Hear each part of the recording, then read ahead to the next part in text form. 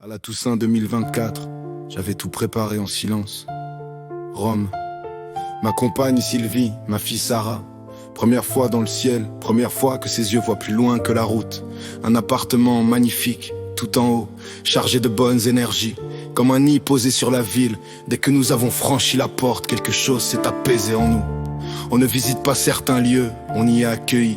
Pierre était là, simple, présent. Une de ces personnes qu'on reconnaît sans les connaître dans ses yeux.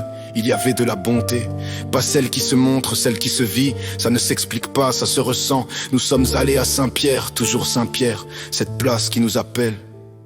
Un couple prenait des photos, j'ai tendu la main, j'ai réglé le temps, comme si déjà je demandais à l'éternité de nous laisser quelques secondes de plus. Je me suis éloigné, les deux genoux presque au sol, comme si je demandais asile à cette place, comme si je déposais ma vie entière sur ces pierres millénaires. J'ai sorti de bagues, pas des bijoux, des promesses.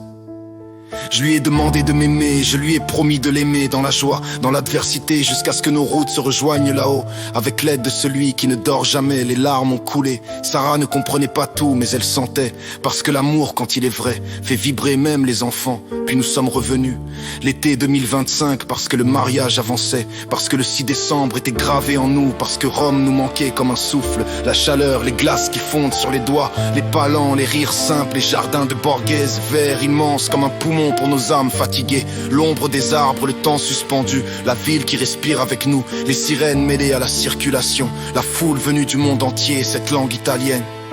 Celle de ma mémé Ida, je ne la parle pas mais elle me traverse comme un héritage silencieux. Les églises ouvertes, toujours ouvertes, on entre sans bruit, on allume une bougie pour nos familles, pour les absents, pour un monde meilleur. Toujours ce détour, toujours Saint-Pierre debout ou à genoux, comme un homme, comme une prière, comme un merci à la vie.